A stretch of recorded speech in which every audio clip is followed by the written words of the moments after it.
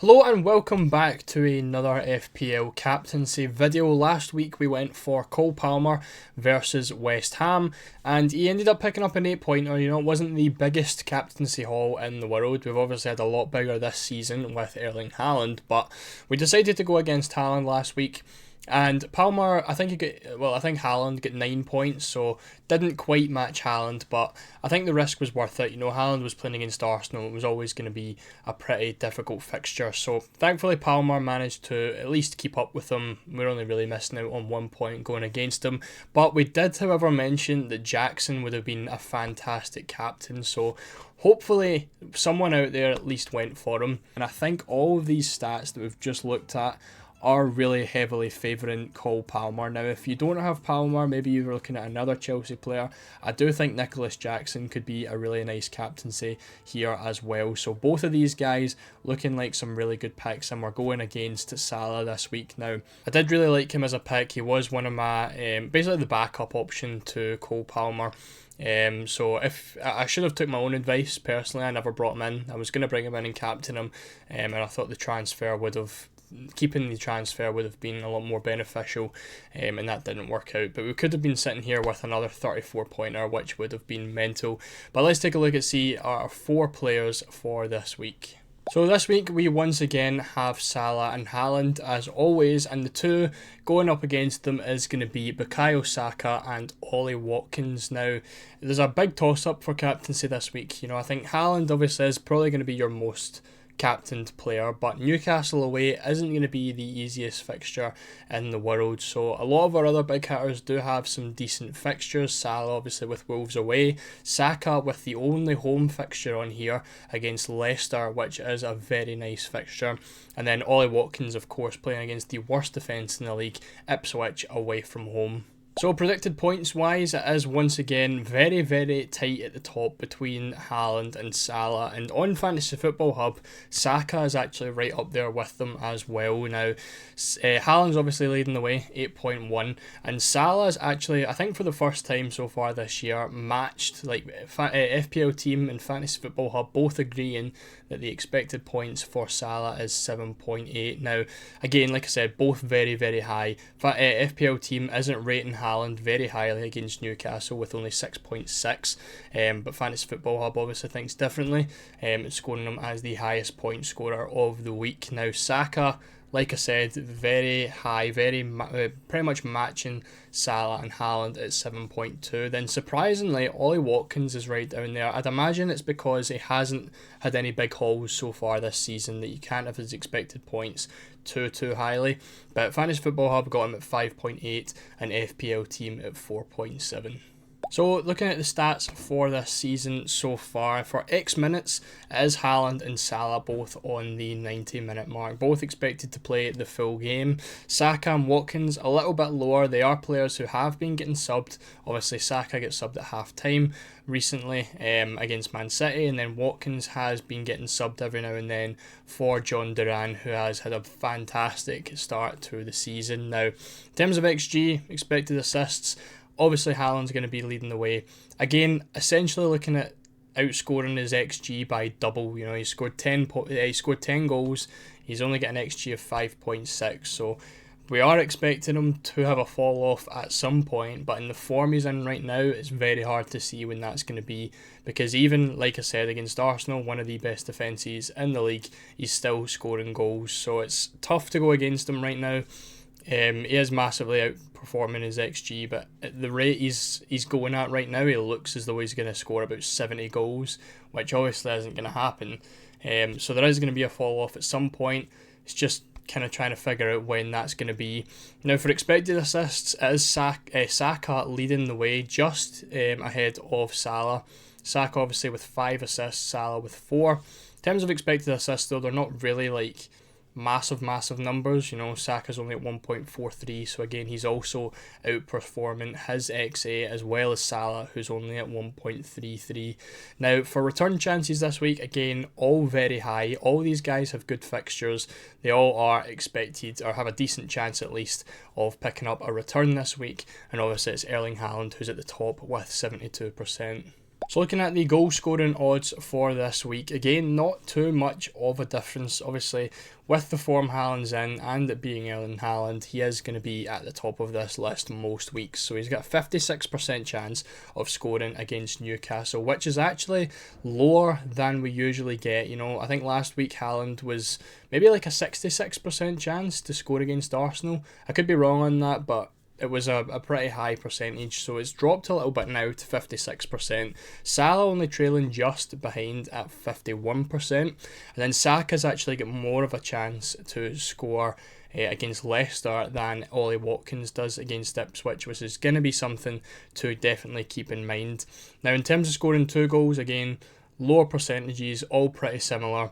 Haaland at 21%, just followed by Salah at 17%. So they're very, very close once again.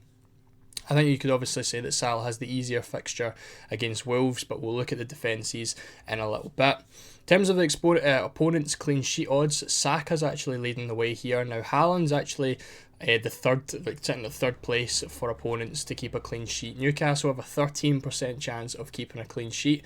Wolves only a 10% against Liverpool, and then Leicester at the bottom with 7% against Arsenal.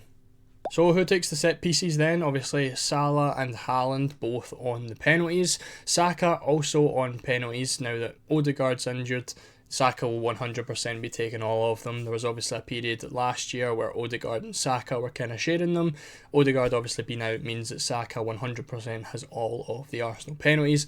Also on corners as well, which is where he's picked up a couple of assists in his last few games, whipping in those corners for Gabriel, who obviously puts them away. Now, for Ollie Watkins, we've got him down as an orange penalty taker. He is listed as the penalty taker on the FPL website, but obviously Douglas Luiz was the penalty taker for Villa last year. He's now left the club, so we don't know who the actual penalty taker for Aston Villa is going to be. Is it going to be Watkins? It could also be Morgan Rogers, but it could also be Tielemans as well, who is definitely up there for penalty taking. So we've got him listed as orange right now because we cannot confirm that he will be the penalty taker.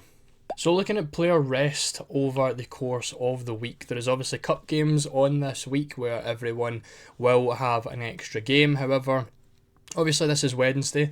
We don't know what's going to happen with Salah and Saka, but last night with Erling Haaland and Ollie Watkins, neither of them played any minutes, which is definitely good for their rest and keeping them good for the Premier League games at the weekend. So City played Watford, Haaland didn't get on, and then Aston Villa played against Wickham, and John Duran played the full 90 minutes where Ollie Watkins stayed on the bench. So good news for those guys, don't have to worry about that, they get the full week's rest off. For Salah and Saka, we're going to have to keep an eye on tonight on whether they get any minutes, whether that affects their rest time. Now, in terms of the actual games at the weekend, it's only Ollie Watkins who gets the extra day playing on the Sunday. Saka, Haaland, Salah all playing on Saturday. Now, Man City do play against Newcastle for the early kickoff on Saturday. They play at 12:30. So they're basically getting an extra 2.5 hours, whether it's Salah, whether it's Saka. Doesn't really make the biggest difference because there's no European games, so it's not a huge difference, but just something to potentially keep in mind that Haaland is playing the early kick-off this week. So how are the opponents defensively then? Well, Salah is actually playing against Wolves, who aren't too bad defensively. Very middle of the road, 10th best defence so far, or 10th worst defence so far, with only 6.9 expected goals conceded. But when you're looking at their actual goals conceded, they're looking at double that. Wolves have conceded a ton of goals so far this season with 14. Now, whether that's going to drop off a little bit, we don't really no, we're going to have to wait and see. But again, our Liverpool, one of the best attacks, going to score a couple goals against Wolves? I do think so. But again, expected goals just under 7. So something to keep in mind that the goals conceded are essentially double what they are supposed to concede. Now, Haaland playing against Newcastle. Newcastle have been pretty poor defensively so far. They have only conceded 6 goals, but their expected goals conceded is higher than that at 8.5. So I think if anyone's going to be able to match that, kind of bring that back up to where it's supposed to be, it's probably going to be Erling Haaland. He's obviously very capable of scoring goals. Now, Newcastle are the 6th worst defence so far in the league. Actually a worse defence than Leicester are. So you can see Leicester sitting there at 8.1 expected goals conceded. Performing just the little bit better than Newcastle are. So when on paper, you're looking at a Newcastle away kind of fixture, you would expect that to be quite difficult, but when you're looking at teams like Leicester being better defensively than Newcastle, it's kind of hard to look away from Haaland, especially when you're looking at the chances conceded down the middle for Newcastle. Again, pretty similar for all of these teams, roughly 40 chances down the middle. It's definitely one where I would expect Haaland to do quite well. Now, obviously he's scoring against Arsenal, who are considered one of the best defences in the league.